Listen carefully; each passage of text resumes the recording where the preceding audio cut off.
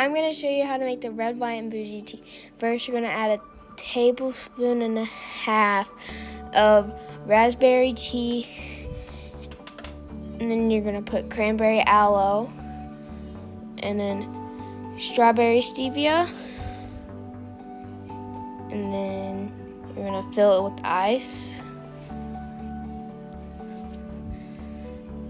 And then you're going to get a different cup filled with water and put Pina Colada stevia in there. And then mix it and pour it over the top.